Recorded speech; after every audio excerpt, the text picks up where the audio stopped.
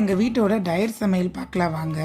First எல்லா வெஜிடபிள்ஸும் போட்டு vegetable rice, carrot, beans, capsicum, காலிஃப்ளவர்லாம் போட்டு வெஜிடபிள் ரைஸு, அப்புறம் இது புடலங்காவும் சொரக்காவும் போட்டு கூட்டு. டயட்டில் இருக்கவங்க நிறைய நீர்க்காயெல்லாம் எடுத்துக்கோங்க.